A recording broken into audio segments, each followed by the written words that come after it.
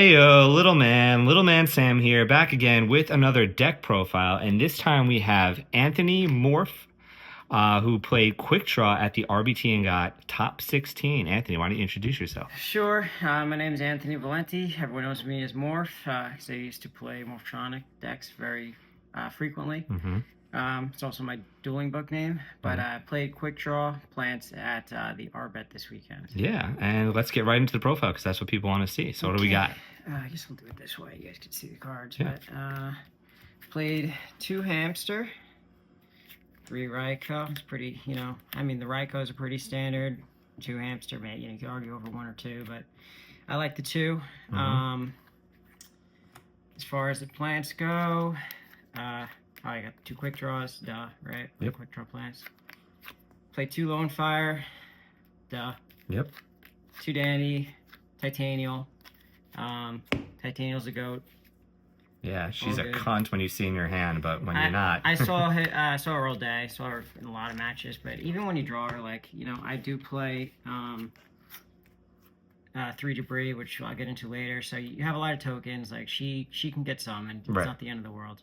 I play Trooper. I play Sangan. I play Necrogardna. Almost no one seems to play Necrogardna. I got a lot of feedback from people about the Necrogardna before the tournament, saying I should cut it for Treeborn or something else, but it really was very useful. Yeah. A lot of people don't realize that if you don't lose, you can win, and this card lets you not lose. And another thing is, as stupid as it sounds, you go into these events, they're really long.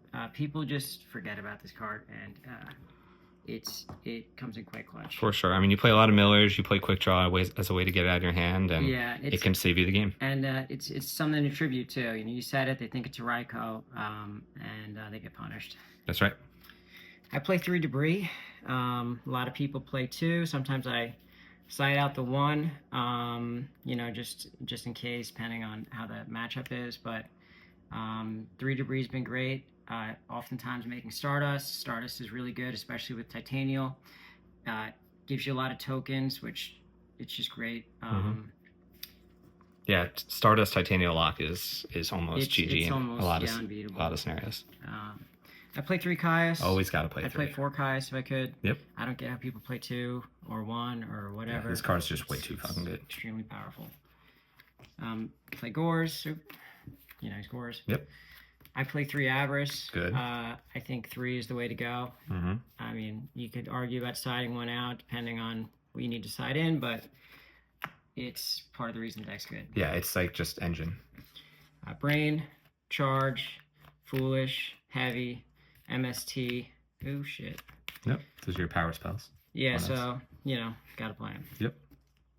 Guess I'll do it this way. But, play Trap Sun. Play 2 Trap Sun. So when I actually wanted to play Quickdraw, I didn't start out saying I want to play Quickdraw. I started out saying I want to play Trap Sun for this event.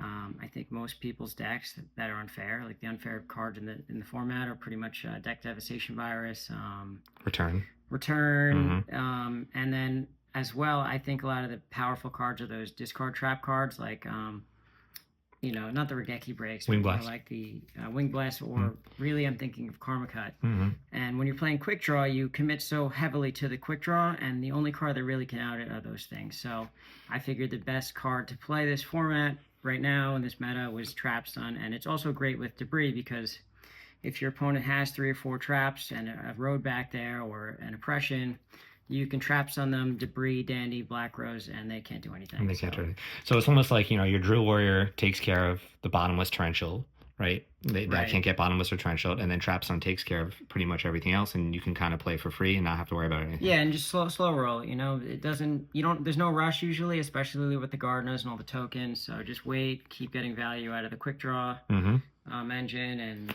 you'll win at some point. Yeah. So you kind of played more of a grindy game. Did you go into time at all? I didn't. I got very close because one of my opponents showed up late to the round. It was late enough that I could have got a game loss, but I just decided to play out. Play it out, yeah. A lot of people did go to time. I just tried my best to keep things moving. Nice. All right, cool. Let's keep going. Right. 2 Bottomless. Those are my only 2 off trap besides Trap Sun. I played a 1 of D Prison, Torrential, Call, Judgment, Mirror Force. dust sheet. Nice. So these are all the traps, and I play a pretty trap heavy lineup. I feel like 10 traps. Did it ever come in?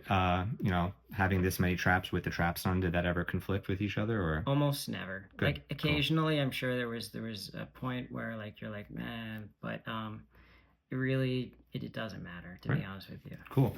So why don't we go into the extra deck next? Because it's not completely standard considering you're playing some Drill Warriors. Yeah, it is. By and large, you don't make that many cards, right? So obviously you're making Drill. Like Drill, not every game. You don't see Quickdraw every game, I'll be honest. It's more of a hamster Raiko Kai's deck a lot of the times. Dandy and BS. But 2 Drill, we play the weird ones. So we play Turbo, whatever, Nitro. I had to read some of these cards during the tournament. Like, that's how infrequently I make these things. But they're all good. You know, they have their use cases. So this guy's definitely won me a game today. Or yesterday. Yeah. This guy. Never made him, but, close. He can weirdly outgores tokens. He could do some funny stuff. Yeah. Like, he's useful. Playing Iron Chain, because, you need it with debris. I played Goyo for literally no reason. I was at 13, and I was going to put an XYZ dragon in there, and someone told me just put Goyo in for brain. 2 Ancient Fairy, a Black Rose, 2 Stardust. RDA, Trident Dragon, which you'll never make, but you could. Of course, worth so much money now, even the reprint. Chimera. Yeah, I had no idea. It's a modern. And as far as the side goes, side deck, side's actually really important. Most of the games you play are going to be sided, so I actually sided almost like 11 cards for frogs. Didn't see a single frog. Pissed me off. But I sided 2 Vanities Fiends. Again, these are pretty much for frogs. I side 2 Sirocco. Just learned it was called Sirocco, not Sirocco. But these things, I side in for Blackwings because obvious, right? You can pump off of any Blackwing on the field and attack. It also doesn't get deck heavied.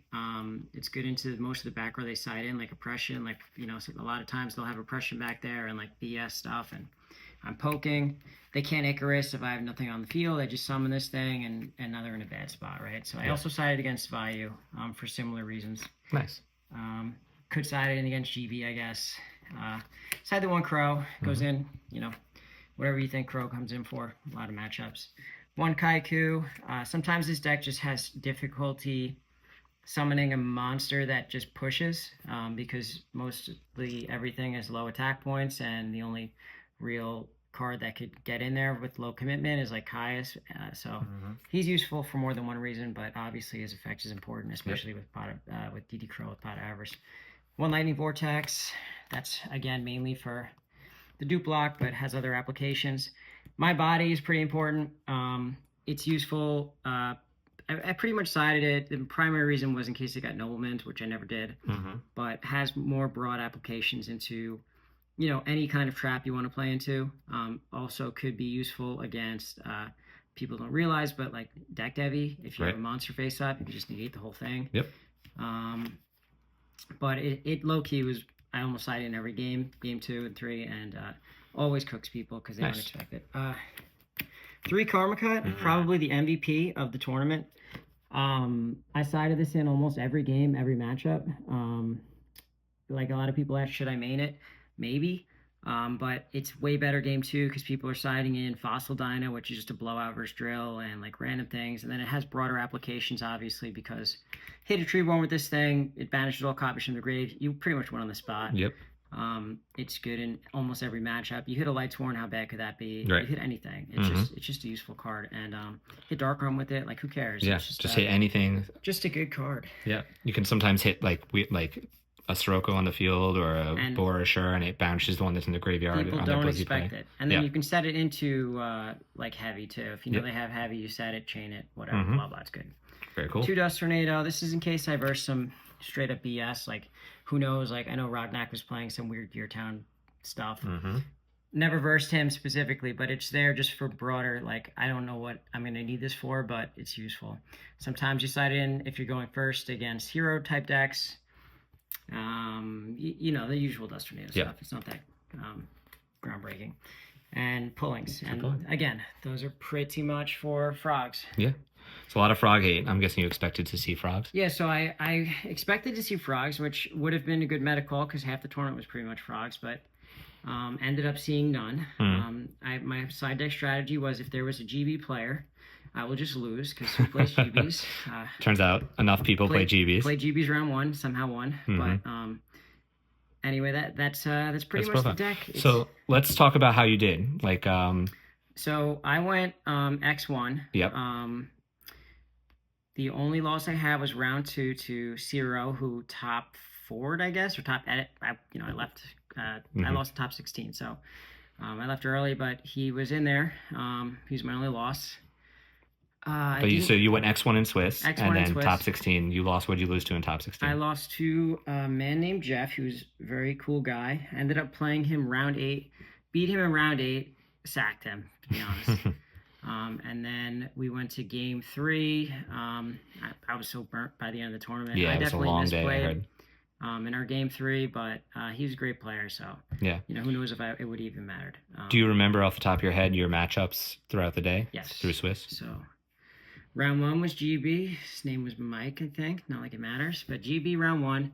Round 2 was the Diva hero, Zero, I think, was round 2.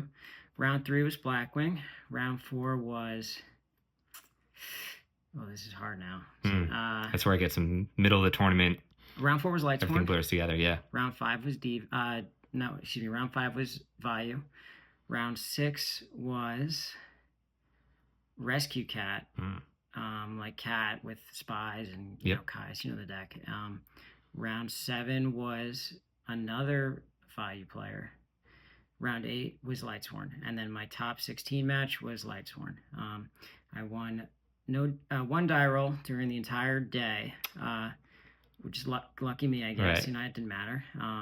Made the best of your during situation. Swiss, and then I actually won my die rolled in top 16 and lost, so I guess it really doesn't matter. Yeah.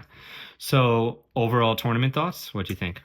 As far as how the tournament was run, the day. So it was tough. Clearly, there were some logistical things going on, which caused the tournament to start late, and it was already 11:30 start, so they didn't have a lot of time to work with. And the rounds obviously ran a little late. It's a Yu-Gi-Oh tournament. Right.